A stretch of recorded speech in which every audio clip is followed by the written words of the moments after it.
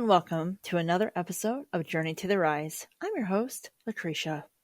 In today's episode, we get into a conversation with author Julie Sedler. Her book, Watch Me, Part Dare, Part Demand, is a book that takes you on a pinnacle turning point in her life. She faces heartbreak, a job that was draining her, a marriage that wasn't working, and she knew something had to change. And change she did.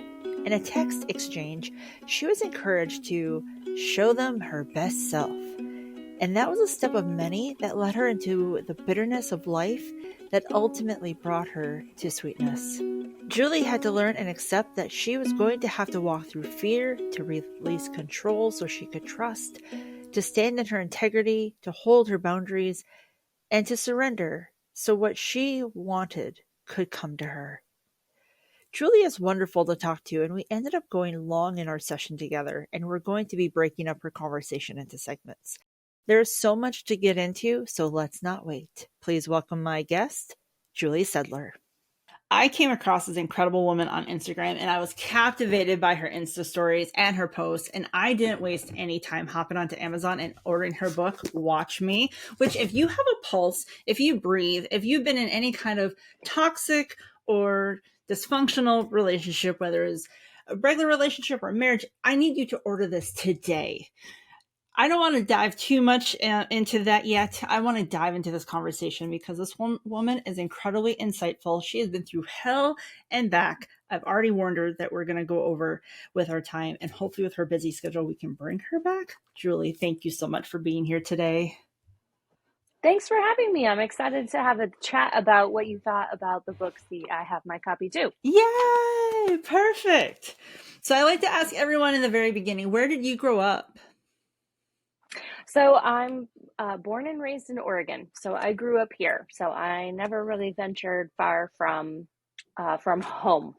Yeah. But I've learned a lot that home is more of a state of mind than a physical place. Right. I have a friend, she told me, I lived in Oregon for a short while and I was very homesick. And she just said to me, bloom where you were planted. And that was the best advice anyone could ever give. I love that, but I also have an additive to it that Yeah. anyone can bloom where they're planted, but if you move, you might thrive. Right. So that was what I found to be true for me. Like I was doing the best where I was, but when I decided that I wanted to like really truly like uproot and go somewhere else and like get access to more nutrients and resources and support, Right. then I really could get bigger and do more and be more available. And so yes, absolutely bloom where you're planted, but if you want to thrive, you might have to move. Yeah. And so after like high school, where did life lead you? Yeah, so I went to college. I got a degree, and then that's where I met my husband, and we moved again into a bigger city, still in Oregon, but into a bigger city, and started our lives together. And from there, uh, got married, had kids, and did the whole like white picket fence thing. So it just I I kind of felt like, okay, college is like my time. Like that's your time to like meet someone. Like you're never going to be around that many other people who are your age ever again in your life. Like this is the time to go out and meet someone and find your partner and get things started and start your life. And like I just had like that whole vision in my head. Like this is how my life is going to play out. Like I need to get started. Like I felt like I was on this timeline and I needed to start checking these boxes. Mm-hmm. And the one thing that really surprised me was, I got married really young, actually. And like immediately people were like, oh, when are you going to have a baby? And I was like, well, I literally just got married. And so, then of course my husband's like, oh, like when are we going to have kids? And it just kind of came out of my mouth. Like, I want to wait 5 years. Like I want to have time with just us before we do this. And we did wait. And that's actually the focus of the next book that I'm working on. So it's really top of mind for me. So I keep kind of going to that place as opposed to this place where I took a different life path. Like I took a different trajectory. But that was where it went. Like finished high school, went to college, did the thing, started checking the boxes, started sort of falling into what I thought my life should be. And Right. that's where I ran into some trouble. It wasn't really what I wanted, it's what I thought I should be doing. Right. Right. And when did you realize you wanted to be a writer? So this is actually a really interesting question because you sent me some ideas for questions, and I was like, I can't wait for her to ask this. So you've read the book, so you know Mhm. that in the first part I talk about this person who I refer to as him, and I don't really say a lot about what our messages were like, but we basically, I mean, like my phone was like attached to me while we had this thing going on, and we basically text message each other all day long for 10 to 12 weeks. And one of the things that he asked me was, um, if you could do something else with your life, what would you do? And the thing with my conversations with him, and it was such a very spiritual relationship, is like my intuition would take over, and like I would say something, like things would come out of my mouth, or I would type things that I wasn't like logically putting it together in my brain. And that's what came out. I'd be a writer. I'd write novels. I would have Wow. like a cabin in the woods and like take my daily walks, and like, and I was like, I didn't even know I wanted that. I have no Yeah. idea where that came from. I've never written anything more than like a school paper, or like every once in a while an article for a school newspaper. Like, never took writing seriously. And it came out, and then all of a sudden it was real. And it was like, oh, Oh, I wow. do actually want that. But I was scared of it. And I was still really deeply, I mean, I was still entrenched in part one. So, like, nothing had really happened yet. And so Mhm. that sort of like latent desire just like simmered on the back burner for a long time. And then you see it kind of develop through the story, like, okay, how do I become a writer? Like, what am I even going to write about? Like, and so Yeah. for a long time, that fear was, who would even want to read, like, what would I write about, like, who would want to read this, like, what kind of story do I have to tell that someone would actually want to sit down and read? Because I'm picky about what I want to sit down and read, and so I Mhm. just assume that all people have those same high expectations. So when I brought the story out, like, I wanted it to be something that someone would want to sit down and spend their time on. Right. Right. And yet you didn't dive into writing right away, but you were into chemical engineering. Is that correct? Yeah, that's what I went to college for. So So what was I'm the very intrigue process behind? oriented. Okay. Yeah, I'm very process oriented. But it's a really long story, and it just comes back to that. This is what I should be doing. I should have a job Right. that's very intellectual. I should have a job that means that I'm smart. I should have a job that means that I work hard. I should have a job that is able to provide for my family. Like, all of those things. Honestly, if I could go back and do it all over again, like I took business classes. Like, I'd rather be a business major at this point in my life. Like, I probably would have gotten a lot more out of taking more marketing classes. There's so much more in the world now than when I went to college. I don't want to date myself, but it was a while ago. But there's so much more in the world of like social media and marketing in social Right. media. And so I would rather do that. Like, that's far more interesting to me. But I will say, my brain is always going to be A to B to C to D to E. Like, Right. I put pieces together, and I can go from A to Z really quickly. And other people, especially in my day job, are always impressed by that. They're like, I don't know how you put that together so quickly, and you can kind of see the path on how to get there, because other people are still stuck at the beginning and don't know where to Mhm. start. I'm like, oh, it's super easy for me.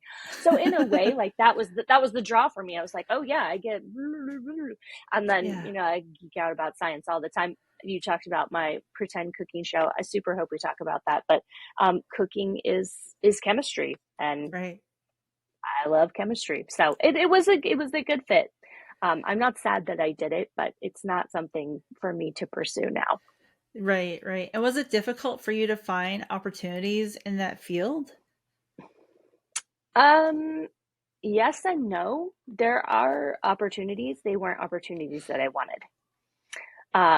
if I had wanted to, I used to joke about this. If I had wanted to sit in a cubicle and be best friends with my calculator all day, I could have found a job, no problem. But that wasn't really what I wanted. I wanted to work with people Yeah. and I wanted to be more collaborative. And I didn't just want to sit and solve math problems all day.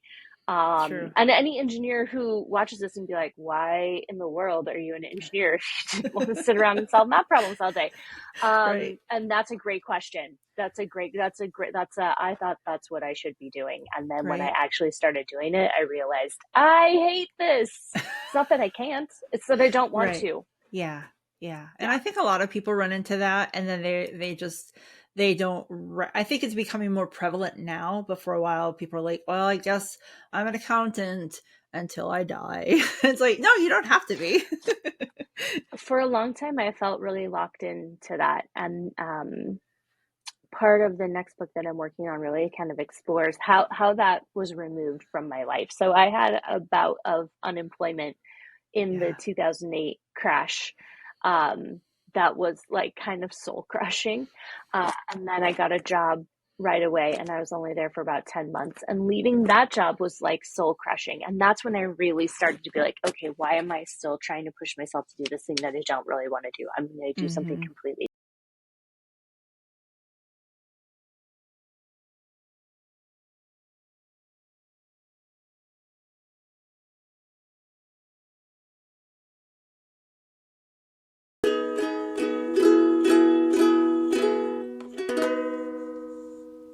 We're going to take a quick break, and when we come back, we'll have more from our guest, Julie, and she gets into what happened after she began to set boundaries in her life and was free of her ex husband, and how she took a step into making herself a priority. I'm going to go shopping. I'm going to fill this house up with things that really light me up and bring me joy. And, money was always something I was really worried about. And that day I was just like, I give zero F's. I don't care what comes back on the credit card statement. Like, I have to do something to refresh this space so that I feel good. To stand out on social media and the internet, for a business to grow, you need branding images that help express who you are and what you represent. Being a driven business owner, you already know your audience needs to see your brand show up on a regular basis before they will trust you enough to work with you. If your current messaging is inconsistent and lacks cohesiveness, then your customers will scroll past instead of click and look into more of what you have to offer. With a branding photo session with Girl Boss Photography, you can tell your story through images. Utilizing those images in your marketing and content strategy will enhance your appearance and help build a connection to your existing and potential clients. Girl Boss Photography loves working with small and medium sized businesses to help them grow and build a strong visual brand. By partnering with creative entrepreneurs and listening to their goals, Girl Boss Photography curates a branding session that will tell the story of who you are, what you do, and how you are there to help your clients. If you're wanting to grow your business, improve your online presence, contact Girl Boss Photography to find out more about your options with their branding packages. You can send a message on Instagram at girl.boss.photography today. Have you been stagnant in the growth of your business? Would you like to see an increase to your revenue goals? Show your clients you are an authority in your industry with a video docu-series, photography, and content strategy package with Girl Boss Productions. A video series will help customers get to know you and allow you to build a relationship with people who want to support you. Utilizing video on your website and in your marketing content, you can increase conversions by 80%. By enhancing your presence on social media and your website with updated and stylish photos, you can zhuzh up your marketing content.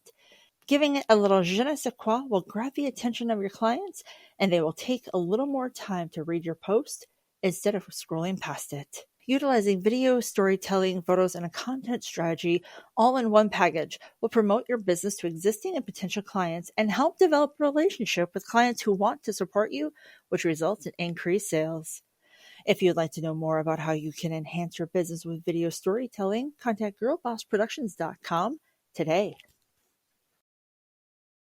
Welcome back to Journey to the Rise. We continue our conversation with Julie. She shares how she has hope for those who read her book, and she hopes her readers take from the right things she did to the mistakes she made and learn from what she has been through. different.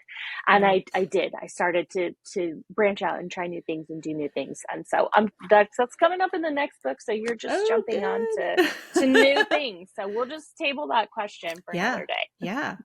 And so you're in this marriage and you begin to realize like it's not working anymore. And in a sense, you're like stepping into brokenness and heartache and darkness. And you start to lead yourself into things with joy. And but I'm sure at the time it didn't seem like you're taking time to like dance in the dark and do these little things to help find your way. What was it like in this stage of realizing like your marriage wasn't working, like the person you're here with wasn't who he thought he was? Oh, I had my very dark day where I had a breakdown in the middle of Home Goods and had to actually leave Home Goods because I'm like Kim Kardashian ugly crying in the middle of the housewares section. And I wish I were joking, but I'm not actually.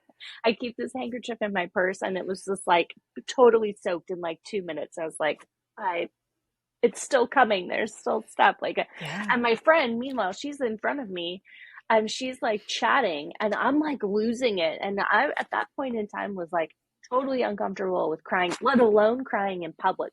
So I'm like shameful behind her, like trying to hide my face. And all of a sudden she's like, "Are you okay?" And she whips around and she sees me and she's like, "Oh, you're not okay."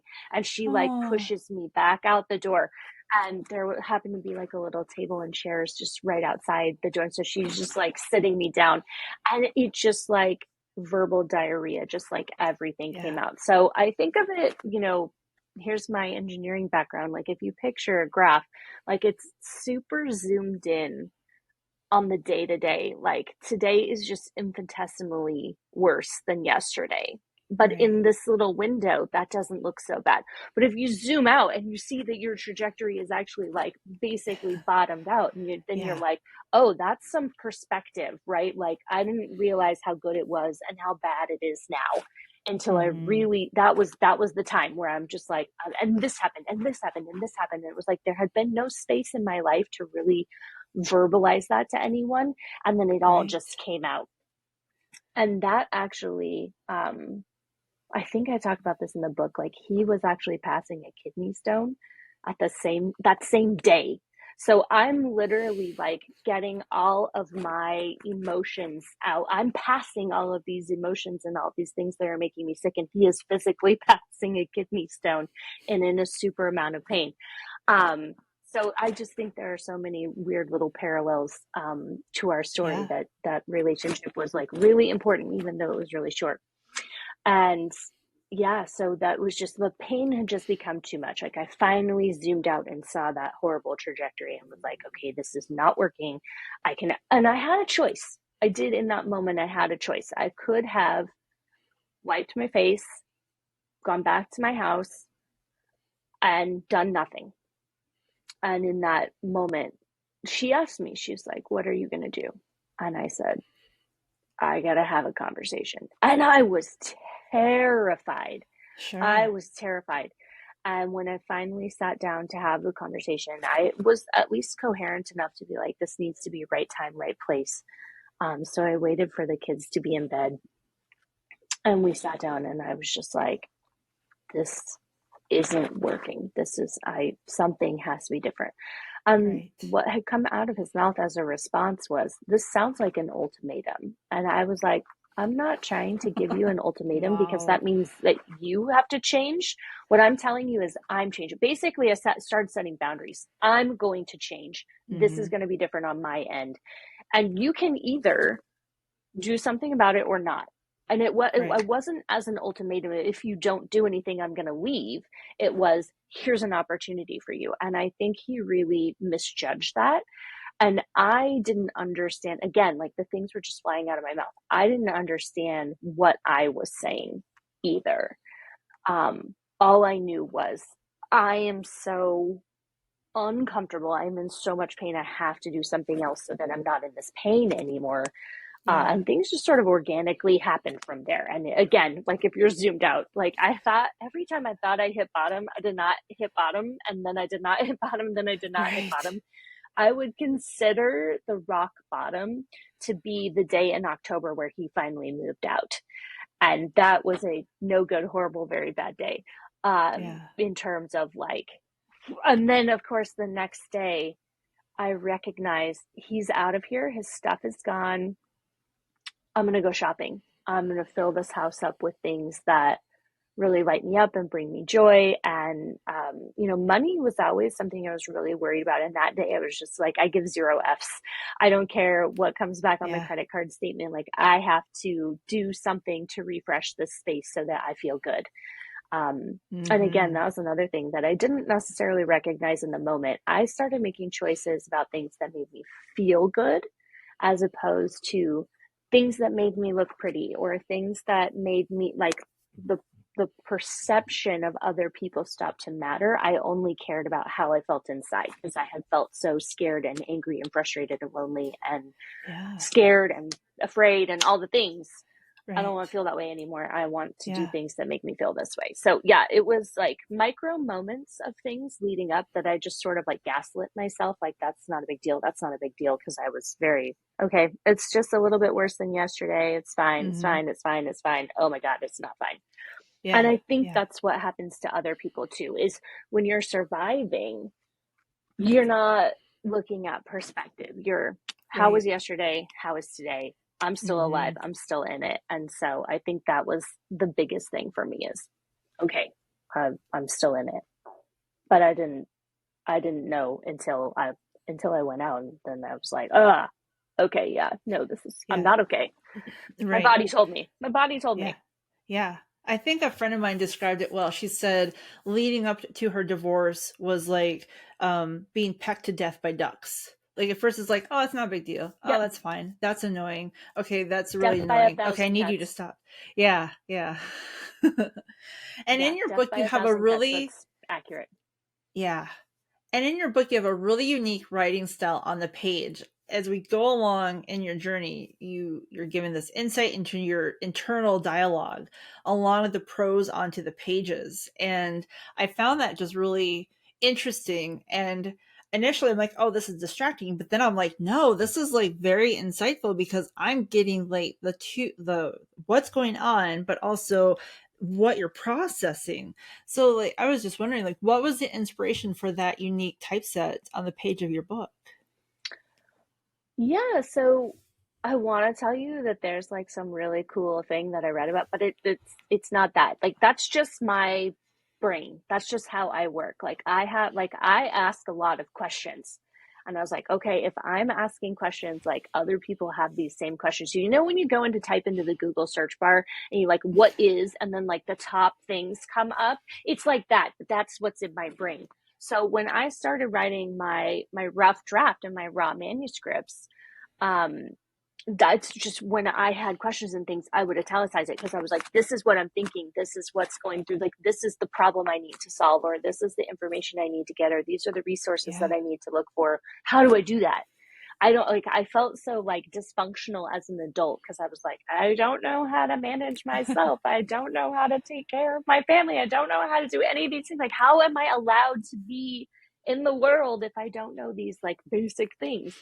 And Mm-hmm. then my husband actually was in charge of formatting the book, and he was the one who was like, okay, let's do it this way. He made this look the way that it looks.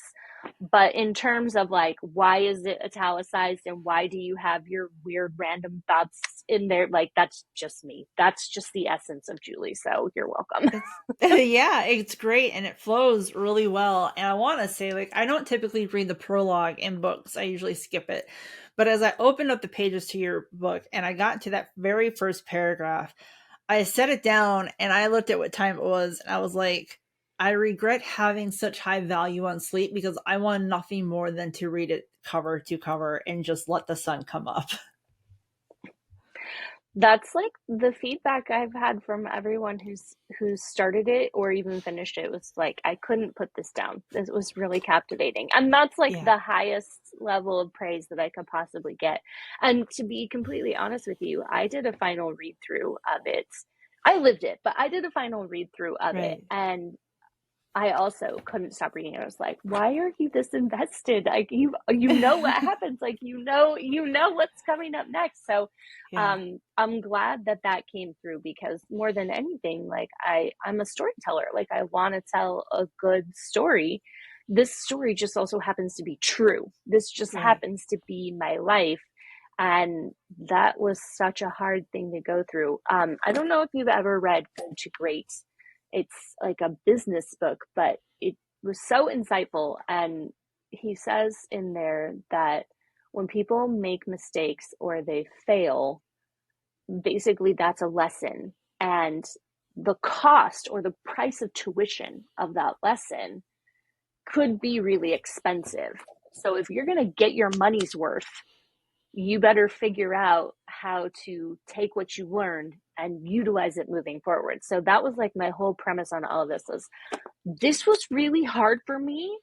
Yeah. Somebody else please learn from Right. everything that I did right, everything that I did wrong, everything that I went through, every time I felt alone or afraid or scared or like I couldn't do it. I did it. I'm alive. I'm still here. I'm thriving. I moved my location. I'm thriving. You can too. Use this, please. Yes. Please. That's Seriously. why I put so much effort into it. Yeah. And you talk So, yeah. about a section in your book where you say any desire for my husband in that moment was gone. One more nail in the coffin. Then I'd stay up while sleeping, feeling safe enough to be in my own space, finally feeling free to relax and unwind. I began to have late night dance parties in the dark downstairs. It was a time I could feel free and alive. I think this is such a luxury and a toxic moment because not all of us who have been in these unhealthy relationships can find that space. But it seems like it was a time where something inside of you longed for self care and healing.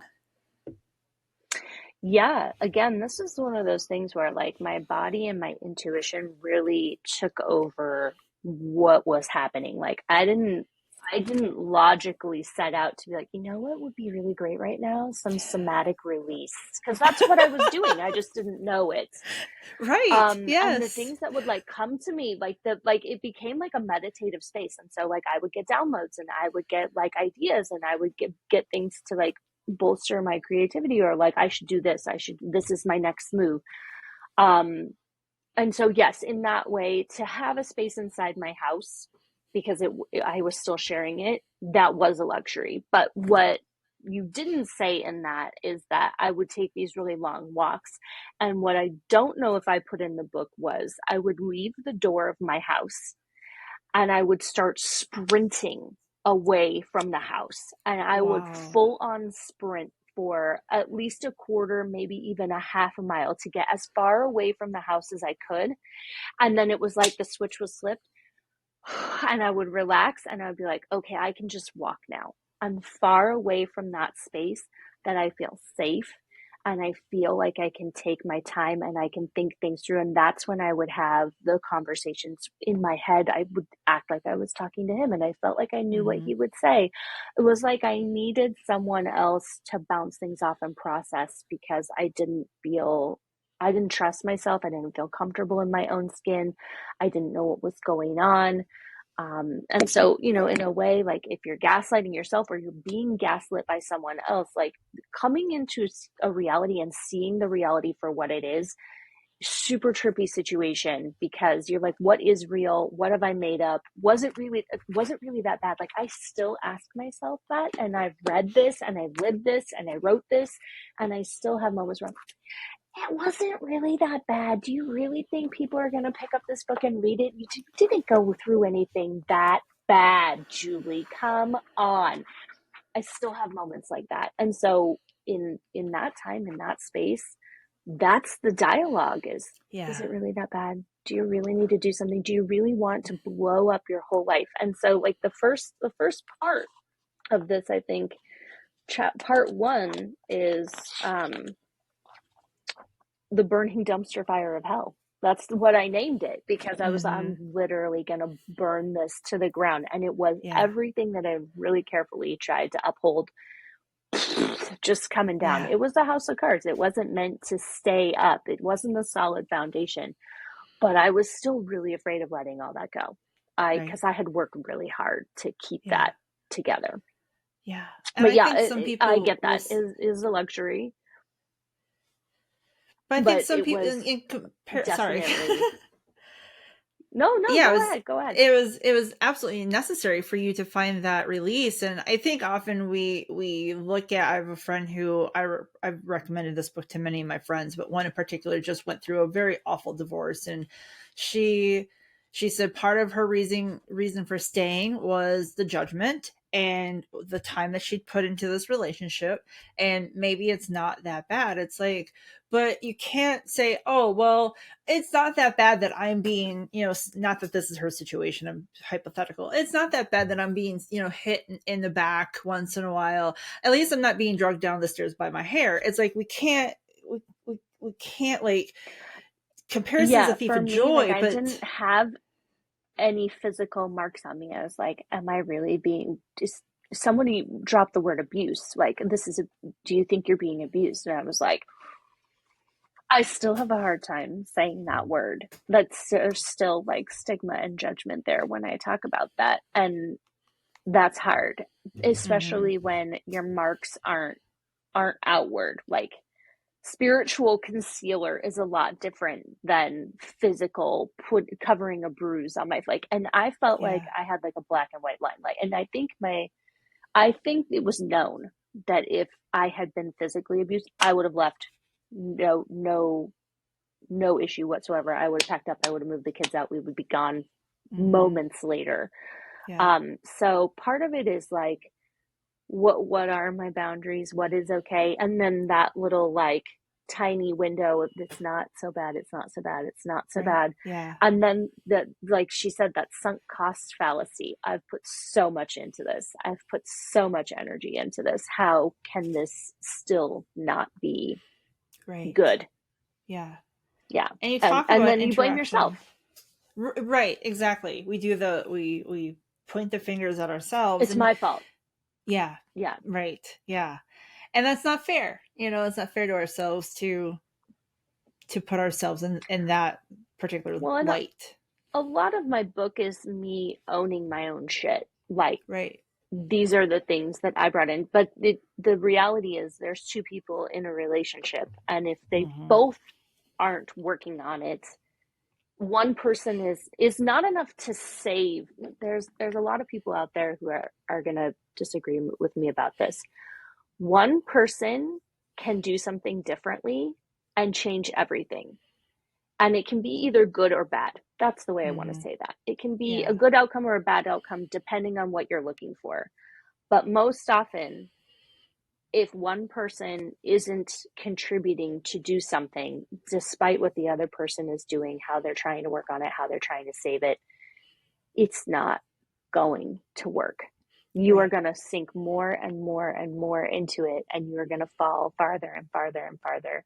And that's literally what I ran into was I've put so much into this. I'm done. I'm Hmm. done putting into this. I had nothing left to give. That's where my Yeah. gas tank was literally on empty Yeah. and I had to go somewhere else. A friend of mine's mom, we've kind of connected on Facebook. I've known this friend since college. And last summer, she actually confided in me that, and we were just talking randomly one night, and she just confided that she regretted not leaving her husband sooner, that he was an alcoholic, that these were the mistakes that she made. And it's like, well, one, you can't beat yourself up for it, but I think we get stuck in this pattern of, well, I have to make this work. It's like, if it is broken and it's not fulfilling you and you are trying to fix it and it's not giving you a solution, sometimes you have to take and be brave to believe that there's something better out there. Yeah, absolutely. I never feel brave. Even looking back on all of the brave things that I did, I still feel chicken shit every single day. I do not feel Wow. brave. I do not feel courageous.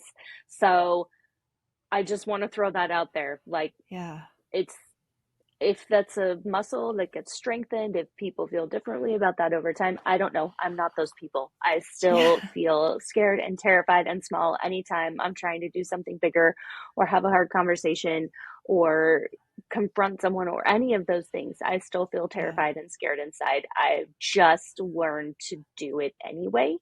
Yes. for what Oh, I it's worth. love that. I Mm-hmm. just started doing it anyway. So Yeah. if that's you, I see you, I feel you, I'm holding you. You just do it anyway. You just figure out Mm-hmm. a way to do it anyway. You gotta do it scared, because Right. for me, it's not. There is no other way. Mm-hmm. And you talk about interactional at a restaurant. You were given a bit of an awkwardness at your husband's reaction to a situation and reflected at the moment. And you had asked yourself in the book, why am I maintaining a relationship with someone who is so unkind? And you continue to state it had given such an effect on you that it gave you, in your words, serious pause. Do you think this is maybe one of the many turning points in your life that helped you realize that you deserve better in a relationship? Yeah, like I said, it was. I was zoomed in, and Mm-hmm. so today is definitely worse than yesterday. Like there just started to be bigger and bigger gaps between yesterday and today. So, and it really is death by a thousand cuts. The Yeah. cuts just get deeper and don't close up as quickly, and then pretty soon it's not being covered by a band-aid anymore. There's not anything you can. It's gushing blood, then you have to Right. deal with it. It needs a suture. Yeah. And yeah, that particular interaction stood out to me, as well as the one where I could hear him screaming from the ADU in the backyard.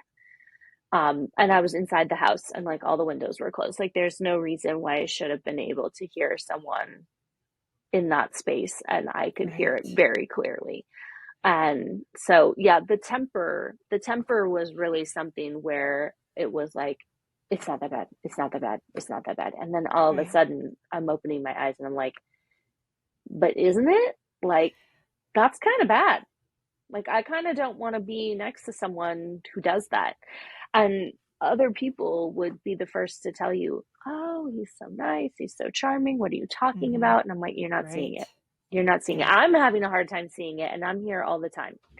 Mm-hmm. So when you get to that point of that shame or judgment or stigma about being divorced or leaving or getting out of a relationship, there's two sides to every story. And if you weren't there, Right. you don't know. You might never Yes. know.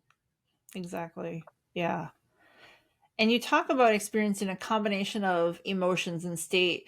I have a massive crush on someone who is unavailable. I think he has feelings for me too. I am married and that marriage is crumbling around me. In this situation, did you find yourself feeling trapped? Oh, so I saw your question about this, and I thought, oh, that's such a great question. But I want to say, no, I did not feel trapped. That's not the word that I would use for that. Mm-hmm. Um, because to say, did you feel trapped, is to say that you don't have a choice. And I very much had a choice at every point that I was at. And I kept choosing to go further and further with this person. I was never trapped into um, being with him or being with my ex-husband. It was me Mm-hmm. making a choice. I want to do this. I want to do this. And I was actually really clear with my ex-husband when we separated, like, I'm spending time with this person. I'm doing these things. Like, I was very clear about that. He didn't like that, and that was okay. Like, I understood why he was upset, but I was very open and honest about what was happening. I probably shouldn't have been. I probably should have had a lot more boundaries and tried to protect my privacy, but it was really hard for me. I had always been an open person and sort of conditioned by my ex to like share a lot, but he didn't give that back to me. So Mm-hmm. you'll notice, like, in the book he talks about, oh, well, I have someone coming out to visit me, and I'm like, what, where did this come from? Yeah. And so soon, like, we literally just separate. So I had a lot of like sort of turning points in that, where I realized, oh, maybe he's been doing this on his own and not telling. I'm telling him everything, he's telling me nothing. I should Right. probably stop that. Yeah. And that was a hard habit to break, but I did eventually break that. And so when it came to him and that relationship, I didn't felt trapped. What I was consciously telling myself was, why this guy? You want this guy? You're gonna keep doing the things to be close to this guy? Like, what is going on? Why are you like? I was very aware that I was burning things down. I was very aware that I was making choices that were like maybe even more super morally wrong, like things I Mm-hmm. would never have thought that I would do. Like, I was a very black and white person, and in terms of cognitive dissonance, I had and still sometimes have a lot of black and white thinking. This is good, this is bad, there is no gray. But what Mm-hmm. I'm learning is that the life is the shades. There is one black, there is one white, but everything in between it is a shade of gray. And there's Yeah. something to that.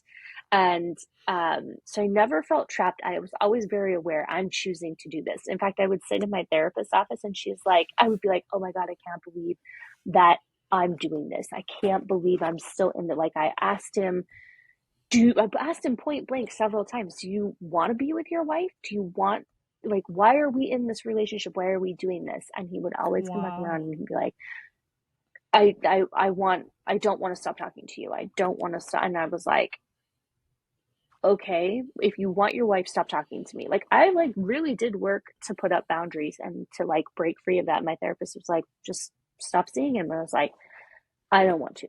And her response to that was, because it feels good. Mm. And at the time, it kind of felt like I was being called out, but I can understand why she said that now. Yes, Sure. because it felt good. And because Yeah. that was what was guiding all of my choices at that time, because I did not feel good. I did not feel good Yeah. at all. And then it turns into some serious back pain and a lot of issues. Like, it Right. manifests its way into really not feeling good. Right. So yeah, I never felt trapped. I was always very aware I'm making this choice, and this is maybe not the right choice to make, but I'm making it anyway. This is maybe Mm-hmm. a huge mistake, but I'm making it anyway. And there were a lot of people who warned me. The people who actually knew what was going on at the time would warn me. I didn't care. It didn't care. I didn't care from my friend. I didn't care from person at work. I didn't care from my therapist. I didn't care. I was going to keep doing it. And Mm-hmm. you know what? I wouldn't, for as much pain as that caused me, I wouldn't change a thing. It needed to happen that Wow. way. And Right. I had to come to terms with, am I a good person? Am I a bad person? Are there layers of being a good person and being a bad person? I can be a good person and maybe have done something that I'm not really that proud of. Two things can be true is probably a Right. really good theme of this Yeah. book. Two things can be Yeah. true at the same time. Yeah. Absolutely. And in your book, you state, I didn't set out to have an affair. I just had this deep longing inside to get to know him, to have my curiosity satisfied. I need to feel safe. He feels safe. I was both right and wrong.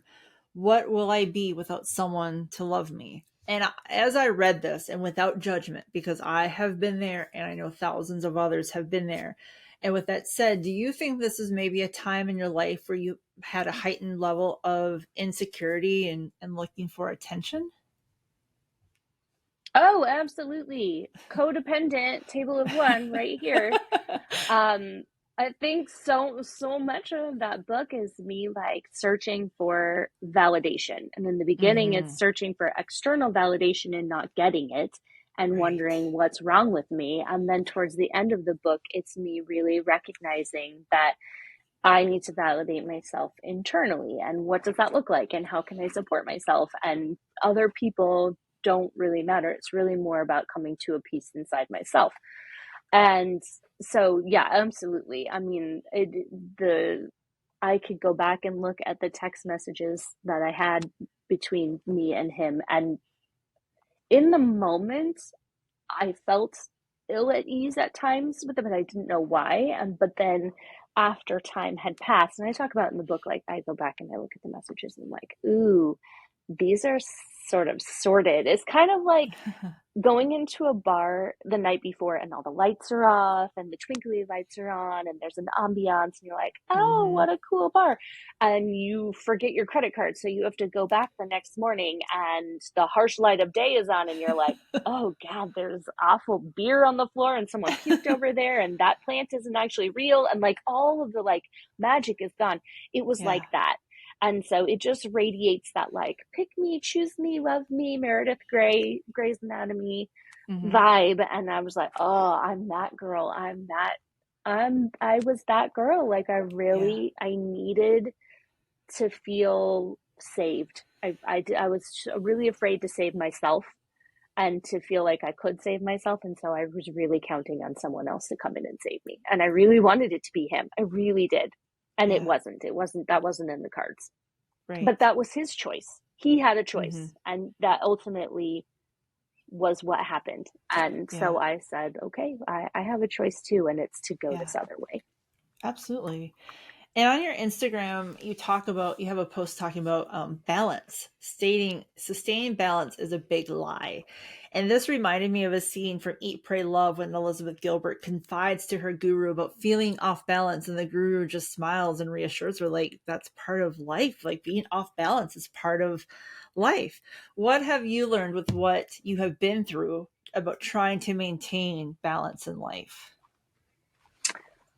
You know what? So much. But if I could impart anything, it's that so many times I've tried to make life static in that it doesn't move, like a Mm. set it and forget it. Like this moment Hmm. in time is how it will always be, but it's not static, it's dynamic. It's meant Yeah. to change over time.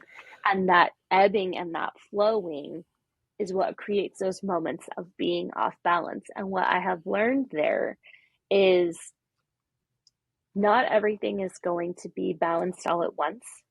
And it's a lot easier if I prioritize what it is that I actually want to keep in balance and I let go of everything else. Mm. So I've relaxed a bit about certain things that used to bother me in the past, but I have upheld the things that are truly important core value type things. So balance is important because it makes us feel secure, but also not everything can be in balance all the time. It's just not possible.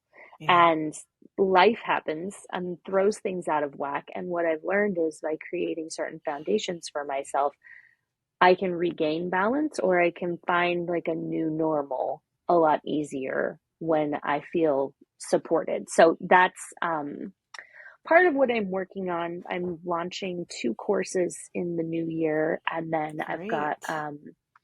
a planner, which is like my foundation. Like I'm bringing that sort of into the world. So that would be its own course as well. So I guess that's three Yeah. courses that I'm working on to launch in 2024. So if you're Yay. wondering, like, oh my gosh, how's this woman doing all these things?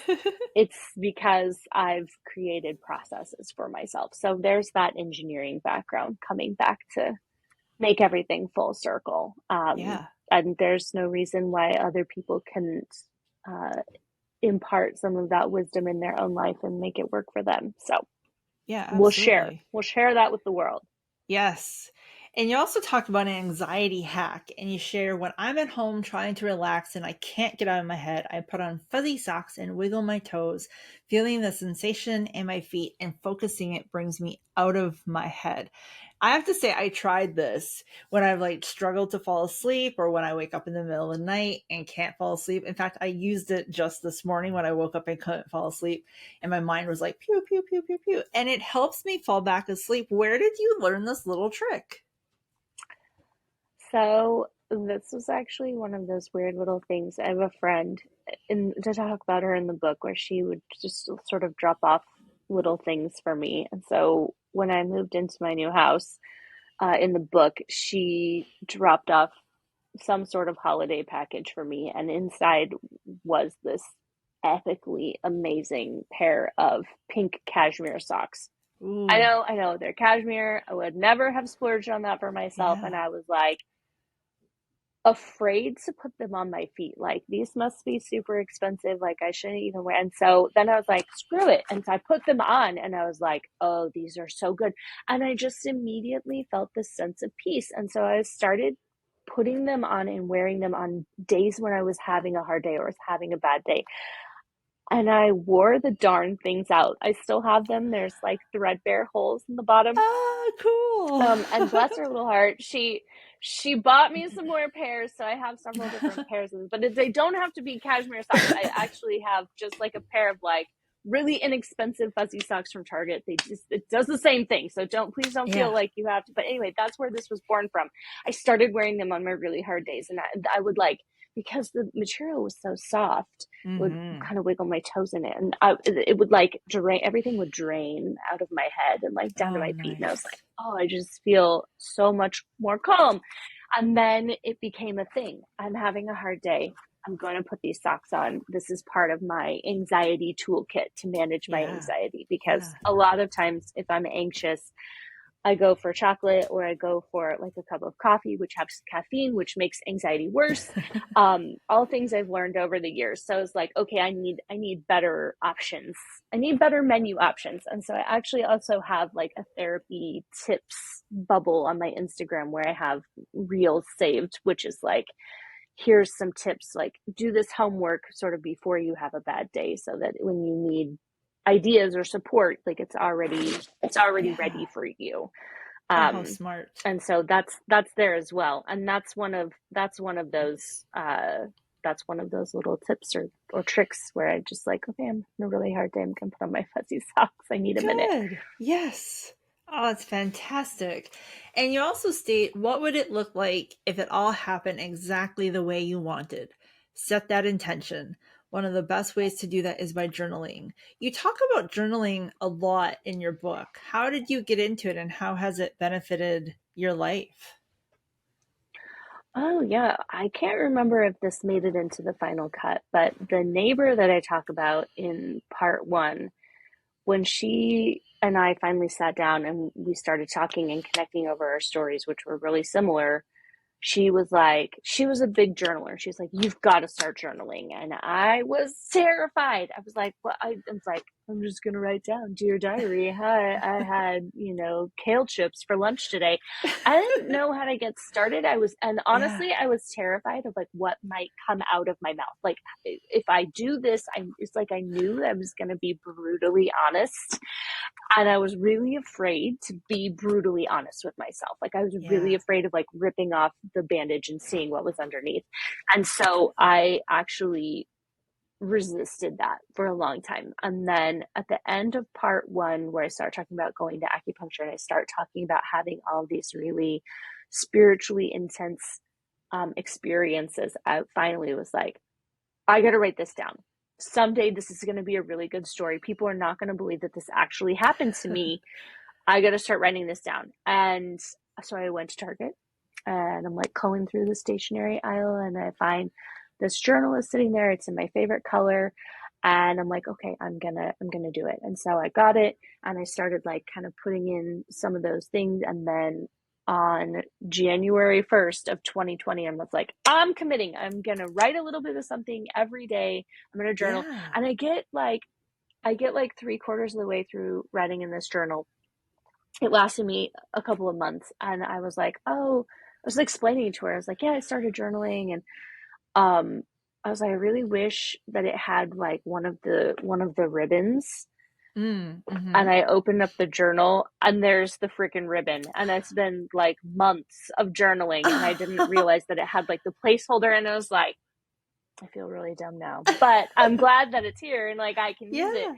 Yeah. um so the journals, then when I actually came back to write this, so part one, which happens in 2019, I had to recreate that from what was in my memory, but everything else is actually written from what was in my journals, what was in my daily journaling. So if you want to know how exactly that benefited me, that's how I write my books. That's where things come from, is from these Mm-hmm. journals or from my recollections.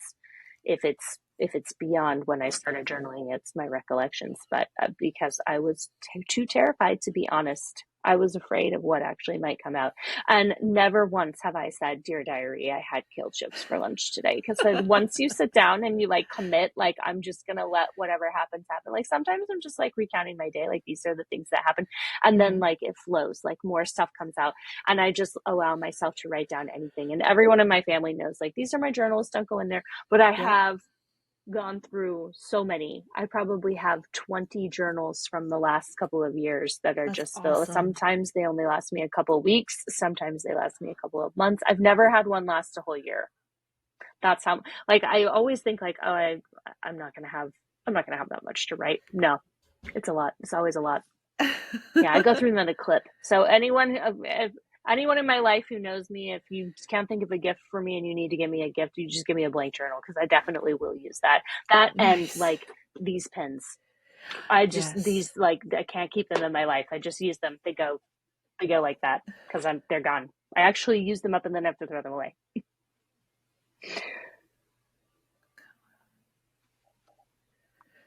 Nice. And I noticed on Instagram you had another statement where you said, if the world was crumbling in front of you, what would you be most afraid of? Why? Do you think that fear comes from the lack of trust we have within ourselves?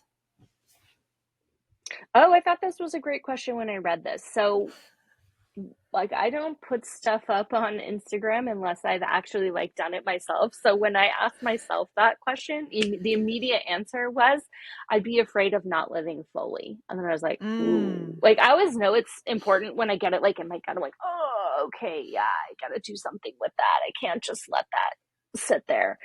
And yeah. so then it was like, okay, well, what does it mean to live fully? Like what is it? And so um to answer your question of whether or not it's a lack of trust, I maybe for some people, I think the fear is very specific to each individual person. Like you'd be hard pressed to say everyone is afraid of this because it's just Sure. not true. Right. Everyone is afraid of something, but it might not necessarily be this. So I want to be careful of that overgeneralization. So maybe it would be important to say there's a fear there, whatever that fear is, and that is probably impacting someone's ability to do something else, whatever Mm, that is.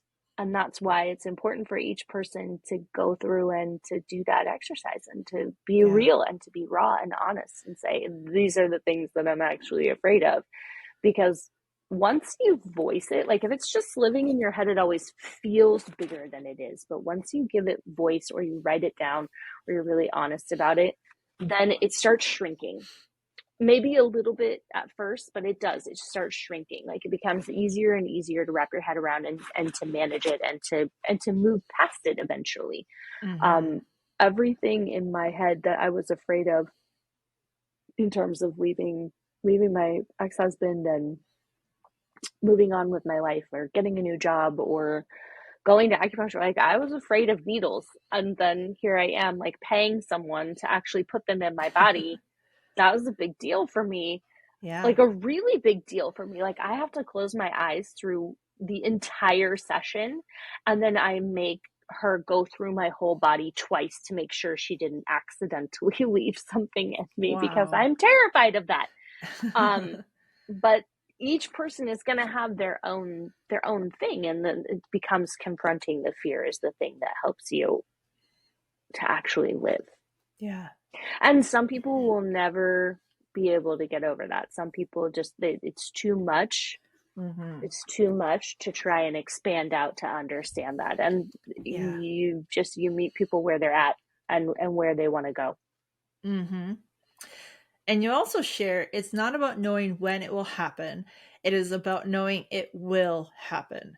The only thing you need to do is hold the vision. Now, this sounds so woo woo, but the reality is, woo woo is a thing. And to me, this is a deep spiritual understanding. What was the process like for you as you began to enter this path of spirituality? So it's really twofold. Like there's the process to enter spirituality is sort of different from holding the vision.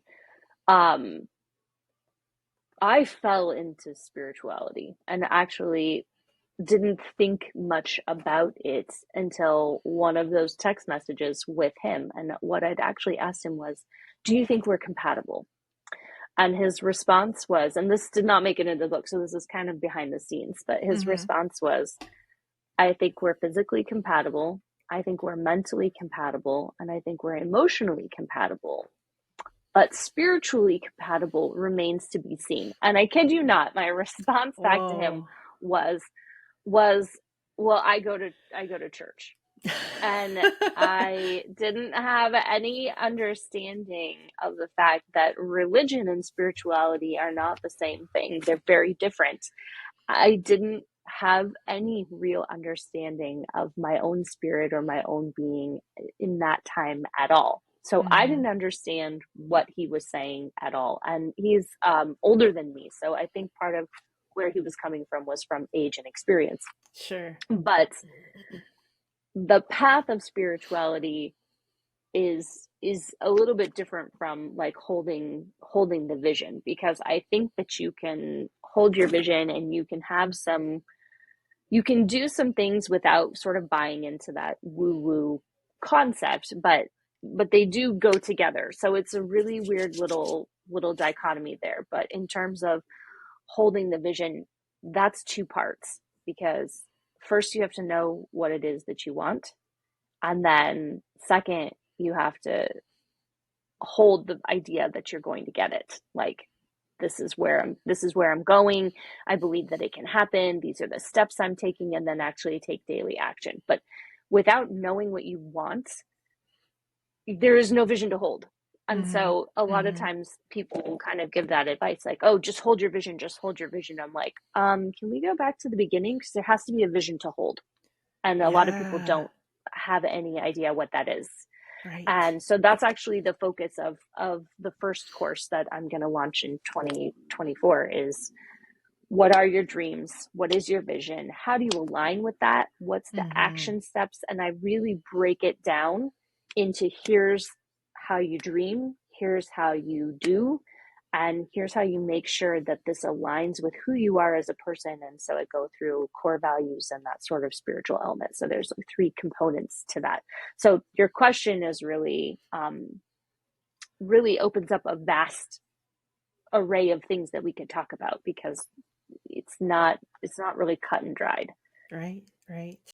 Next week, we continue our conversation with Julie. There is still more to share about the chaos in her life and how she found a life she knew was waiting for her. I was on the table, and it wasn't until several appointments in, I think it was like maybe the second or the third appointment, where I cried so much. It was like acupuncture was like a safe space for me to cry for a long time. I cried so much, I soaked through all the bed sheets on the table and the floor beneath, because when you're on like one of those massage tables, it's like the open head, and like all of my tears just like, you're like, I stopped wearing mascara to my therapy appointments, and I stopped wearing mascara to my acupuncture appointments because I knew I was going to cry. So like, what's the point?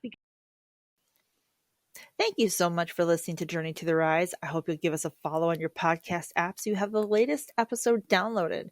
If you want a sneak peek at the next guest coming up, give us a follow on Instagram. You can find our account at Journey to the Rise Podcast. This episode was researched, produced, and edited by Girl Boss Productions. And please remember to be kind to yourself. When you are kind to you, it is easier to be kind to others, because you cannot hate yourself into a version you love. I'm Lucretia, and you've been listening to Journey to the Rise.